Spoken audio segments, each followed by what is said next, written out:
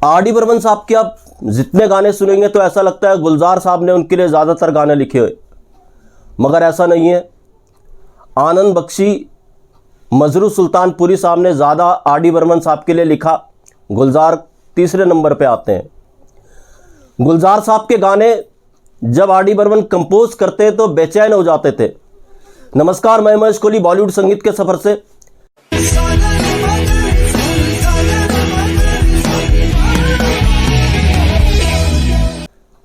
R D Burman और गुलजार साहब की दोस्ती एक ऐसी दोस्ती जो तू तड़ाक की दोस्ती थी। एक किस्सा है कि शैलेंद्र सिंह जो सिंगर है वो आर डी बर्मन साहब के साथ बैठे हुए थे, अचानक गुलजार साहब की एंट्री होती है। तो ऐसी दोस्ती थी, आर डी बर्मन शैलेंद्र सिंह को कहते हैं कि देखो आ गए, पता नहीं क्या लिख करके ये आया होगा और इसको मुझे कंपोज करना पड़ेगा, यार बुखार आ जाता है इस आदमी का गाना बनाने में। तो ऐसा आर डी बर्मन और गुलजार साहब की तू तड़ाक वाली दोस्ती थी। और एक गाने का किस्सा है, 1987 में फिल्म आई थी इजाज़त, उसके गाने का किस्सा भी आप सबको पता होगा, मेरा कुछ सामान।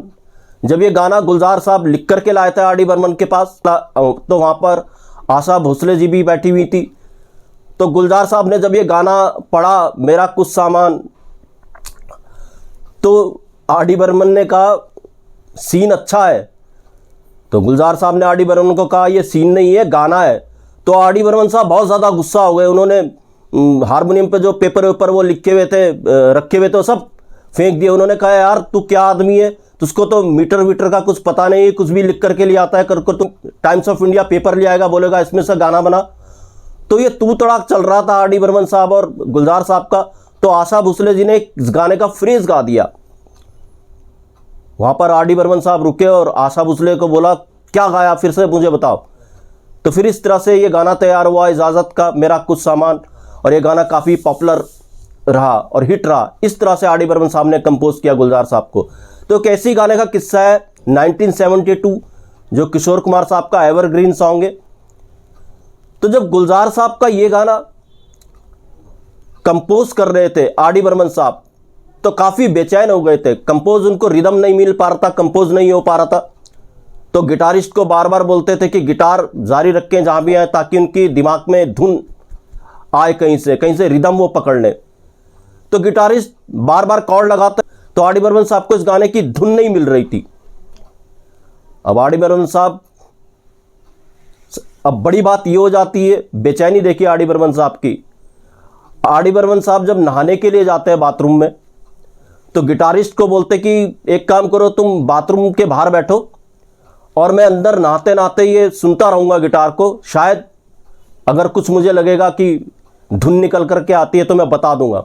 अब गिटारिस्ट बाथरूम के बाहर, बाथरूम के अंदर आर डी बर्मन साहब साबुन वाबुन सब लगा हुआ था। अब गिटारिस्ट कॉर्ड बजा रहा था गिटार पे, तो अचानक आर डी बर्मन साहब दरवाज़ा खोलते हैं बाथरूम का, साबुन वाबुन लगा हुआ था, और गिटारिस्ट को बोलते हैं यार क्या बजाया तूने, दोबारा बजा। तो गिटारिस्ट ने फिर दोबारा बजाया, एकदम उन्होंने रिदम को कैच किया। और हाँ, आर डी बर्मन साहब के इसी बाथरूम से एक एवरग्रीन सॉन्ग निकल पड़ा। जी हाँ, ये सॉन्ग था मुसाफिर हूँ यारो ना घर है ना ठिकाना। ये गाना आर डी बर्मन साहब ने बाथरूम से कंपोज किया और बाद में इस गाने को पूरा किया। और जब ये गाना फिल्म में आया और फिल्म जब लोगों के बीच में आई और गाना भी जब ये लोगों के बीच में आया था, जैसा तरोताज़ा उस समय था, उस समय रिकॉर्ड हुआ था, उस समय बना था, वैसे ही तरोताज़ा आज ये गाना है मुसाफिर हूँ यारो।